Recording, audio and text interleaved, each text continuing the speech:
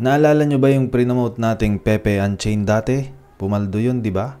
So ngayon, meron silang bagong project. Yung developer ng Pepe Unchained may bagong project ngayon. So ito yung pag-uusapan natin ngayon. Ito yung SolX, yung token ticker nila. So ang pangalan ng project ay Solaxy. So bakit nga ba kumikita ako dun sa mga bagong NFT games? Let's go! Hi guys, in this video pag-uusapan natin itong Solaxy. So SolX yung token ticker nito and magkakaroon sila ng pre-sale ngayon. So meron pa kayong 8 hours 55 minutes until next price increase daw, sabi dyan. Ang USDT raise nila ngayon is 12 million na. So ang isang SolX na token ngayon ay 0.0016. And kung maalala nyo guys, ginawan din natin ng review yung isang token nila which is the Pepe Unchained. So kung makikita nyo dito, Pepe Unchained, click natin yung DEX tools. So ito yung price ng Pepe Unchained ngayon. At nung nag-TGE itong Pepe Unchained guys, sobrang taas nung Pepe Unchained nung nag-TGE siya, makikita nyo dito. Siyempre nagsibentahan na yung mga nakabili dun sa pre-sale kaya ganyan. Nag 0.07 siya. Ngayon 0.01 na ulit siya. Pero nung ginawa natin ng video to, ang price niya dati is 0.0003. So ang taas ng increase nung Pepe Unchained compared dun sa nung pinakita ko nung pre-sale. So malay natin maging ganun din yung mangyayari dito sa Solaxy. Solana layer 2 daw ito. Pero syempre do your own diligence pa rin, and past performance is not indicative of future result, sabi nga nila. And I'm not a financial advisor, so kayo pa rin yung bahala. So i-review na natin tong website nila. Makikita natin dito na sobrang simple ng website nila. Meron silang X dito. So makikita natin dito sa X account nila na meron silang 50 posts, tapos 62k na yung followers niya. Sobrang dami. So itong naka-pin post nila is December 13, 2024. Makikita nyo dyan, meron siyang 437k views, 1.6k na hearts, retweet is 545. So decent naman yung metrics nitong X nila. So, check natin yung mga update. Yan, 6 hours ago, Solaxy is flying high in the cosmos. 13 million raised. 13M na pala yung raise dito sa Solaxy. Tingnan nga natin. Oo, magta 13 na. 13.9 na. Solana payments are now live. Yan, pwede na sa Solana. The second layer of Solana will hypnotize you. Layer 2 daw ito ng Solana guys. Makikita nyo dyan. Solana layer 2. Yung gusto ko dito, sobrang laki nung staking rewards niya. So 292%. Para yan siguro sa mga early investors.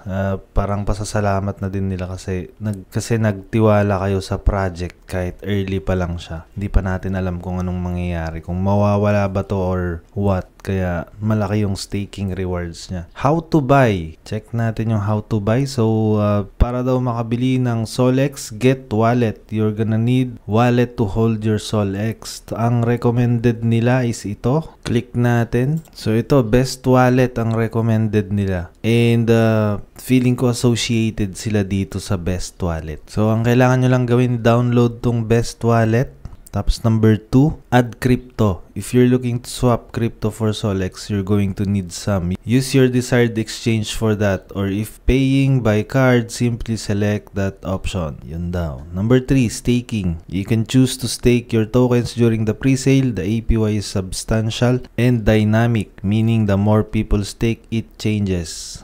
So ganun daw yung style ng staking nila. So kapag buy with card, ito yung mga option. So, pwede palang MetaMask. May ano din dito. Wallet Connect. May Best Wallet. Tsaka Coinbase.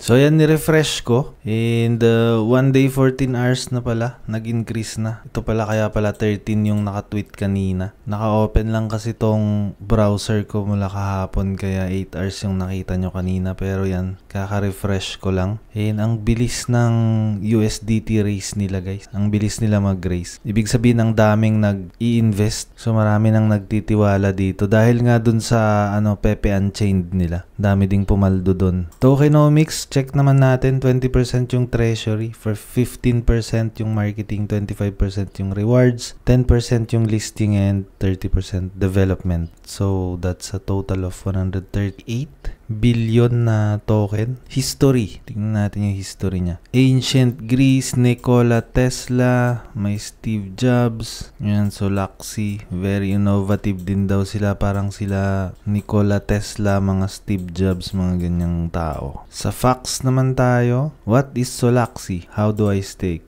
When can I claim ito? Check natin. You can claim your stake tokens and pre-sale purchases after the token generation event or the TGE. This event coincides with the official listing of SolX. Coincides meaning mangyayari siya at the same time. So, magsasabay daw yung listing ng SolX on centralized and decentralized exchanges. So, ano nga ba daw itong Solana Layer 2? Tignan natin. Solana Layer 2 embodied by Solaxi is a next generation blockchain layer designed to enhance the Solana network by increasing scalability, reducing congestion, and ensuring smooth, low-cost transactions even during high traffic. It combines the strength of Solana with innovative technology to redefine blockchain performance. Ganun pala yun.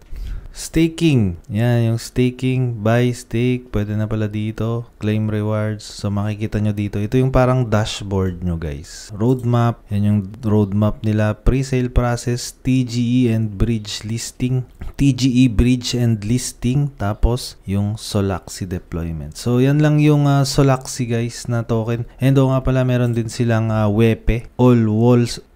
Wall Street Pepe. So, yan yung bago nilang WEPE. Yan yung parang Pepe Unchained na bago nila. Since hindi na masyadong gumagalaw itong Pepe Unchained, naka 0.01 pa rin siya mula kanina. Tignan natin kung may mga bagong buyers yan. May mga nagsisell lang. So, yan. Hindi na siya masyadong gumagalaw. Kaya gumawa sila nito. WEPE. Pero medyo mas matagal pa to. Mas mauuna kasi itong Solaxi nila. Kaya ito yung ginawa natin ng review. Ito namang WEPE 25 days, 11 hours, and 15 minutes pa. So, kung makikita nyo dito yung wallet talaga na gusto nila is yung Best Wallet. WEPE Army already have wallets, but if not, try MetaMask or Best Wallet. You can even buy WEPE directly in upcoming tokens in Best Wallet. So, pwede nyo palang bilhin yung pre-sale nila dun sa Best Wallet. So, yun na lang gagawin nyo, guys. Kung interested kayo dito, yan, sa Best Wallet na lang. So, bali yun lang, guys, yung about dito sa Solaxi, tsaka WEPE, tsaka Pepe Unchained na iisa lang ang dev na token na ni-review natin. So, pag bago pa lang kayo sa channel, huwag nyong kalimutan i-click yung subscribe button, click nyo na din yung notification bell, set nyo yan sa all. Pero every time na meron tayong mga bagong